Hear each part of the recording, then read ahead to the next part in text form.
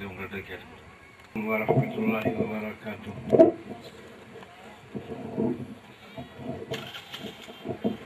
அல்ஹம்துலில்லாஹி ரப்பில் ஆலமீன். வஸ்ஸலாத்து வஸ்ஸலாமு அலா சய்யிதில் முர்ஸலீன் سيدنا ومولانا محمد وعلى آله وأصحابه أجمعين. أما بعد فقد قال النبي صلى الله عليه وسلم من بنى مسجدا لله بنى الله له بيتا في الجنة وكما قال عليه الصلاة والسلام. அல்லாஹ்வின் திருப்பெயரை கூறி அவனை புகழ்ந்து அவனுக்கு நன்றி கூறி அவனிடத்திலே இன்னும் அதிகமான தௌஃபீக் கிடைக்க வேண்டும் என்று வேண்டி ரசூலுல்லாஹ் ஸல்லல்லாஹு அலைஹி வஸல்லம் அவர்களின் சன்னிதானத்தில் ஸலாத்தையும் ஸலாமையும் சமர்ப்பித்து என்னுடைய சிறிய மாணவ பேச்சை துவங்குகிறேன். இந்த புனித விழாவில்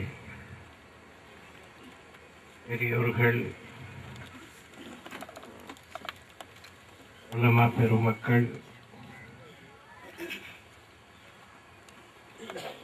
வருகை தந்திருக்கிறார்கள்.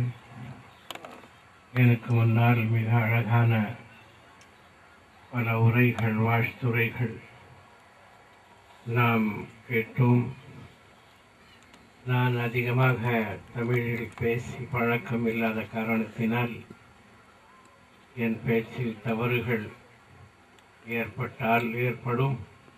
அதை தாங்கள் எல்லோரும் மன்னிக்க வேண்டும் என்று கேட்டுக்கொள்கிறேன். இந்த விழாவில் இந்திய தேசிய லீகின் அகில இந்திய தலைவர் அலி ஜனாப் அல்ஹாஜ் சுலைமான் சாஹிப் அவர்களும் வருகை தந்திருக்கிறார்கள். அவர்களுடைய பேச்சையும் நாம் கேட்டோம். அவர்கள் பேசிய சமயத்திலே நாங்கள் எல்லோரும் நமக்கும் உருது தெரியும் என்று எல்லோரும் சேர்ந்து கூறினீர்கள். அப்படியே எனக்கும் அனுமதி தந்தால் நானும் சில வார்த்தை உருதுவில் பேசலாம் என்று கருதுகிறேன்.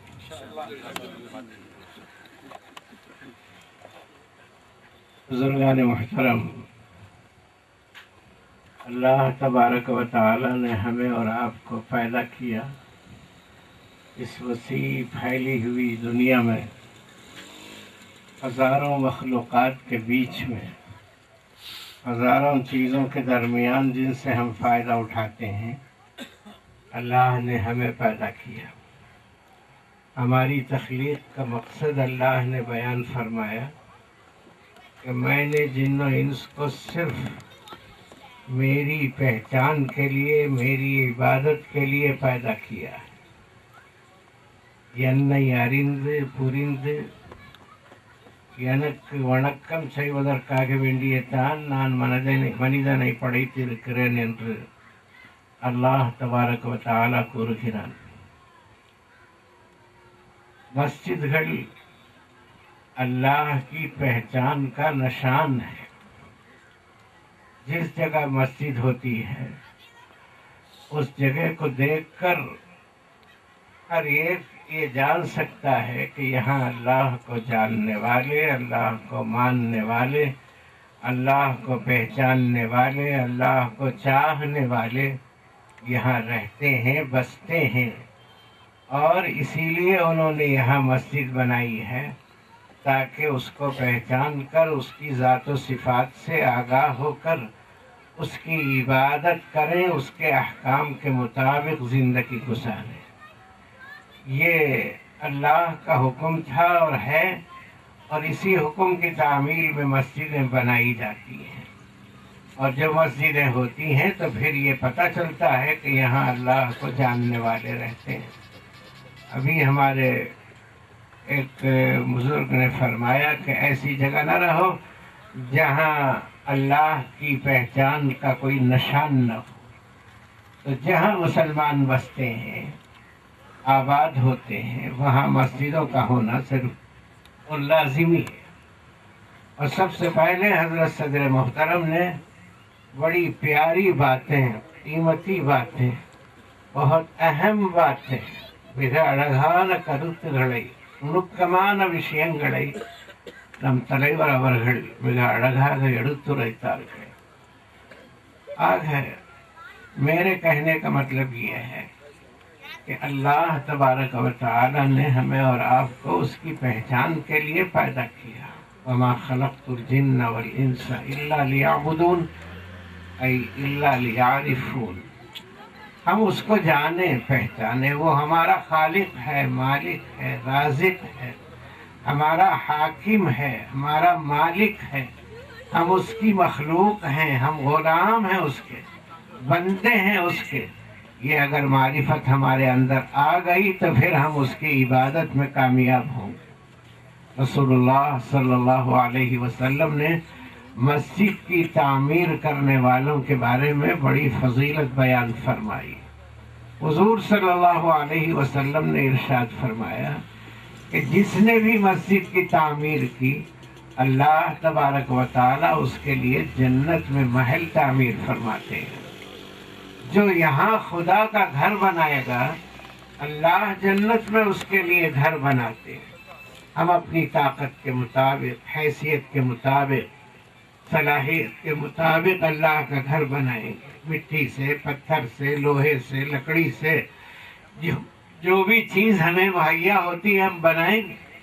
लेकिन अल्लाह तबारक व तआला अपनी शान के मुताबिक वहाँ जन्नत में महल तामीर फरमाएंगे, बानी मस्जिद के लिए, बानियान मस्जिद के लिए। ये ज़रूरी नहीं है कि कोई एक ही साहिब खैर पूरी मस्जिद अपने खर्च से तामीर करे।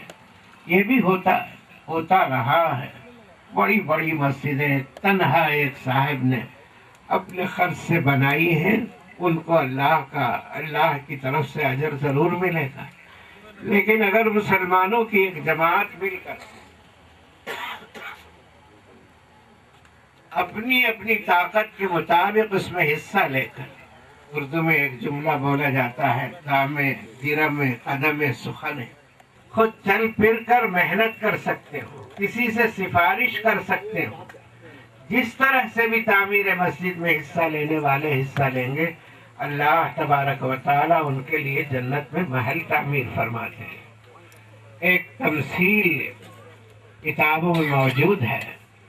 एक साहिब ने ये तय किया कि एक पूरी मस्जिद वो अपने ज़ाती सरफे से बनाएंगे और ख़ुद वो माहिर थे तामीरात के, इसलिए किसी दूसरे की मदद भी नहीं लेंगे।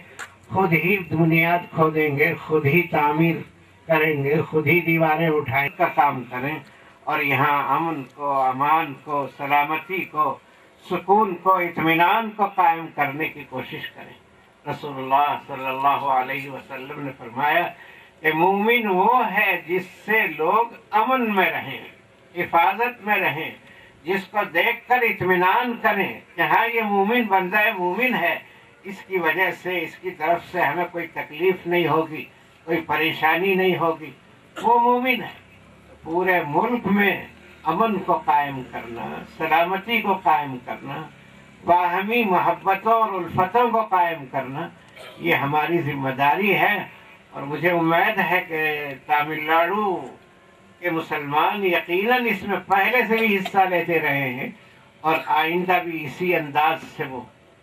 मुझे याद है कि एक मरतबा हमारी साबिक वज़ीर आज़म इंदिरा गांधी तमिलनाडु का दौरा कर रही थी और उन्होंने मजमे आम में ये कहा कि मैं पूरे हिंदुस्तान में तमिलनाडु को एक जजीरे की हैसियत में देख रही हूँ। उनका जुमला था ये, और तीवई पोला नान कानगिरेन तमिलनाडु में, यानी यहाँ जो बाहमी मोहब्बतें हैं, उल्फतें हैं और मजहब और ख्यालात की बिना पर जो दूरियां नहीं हैं, उसको देखकर उन्होंने कहा था।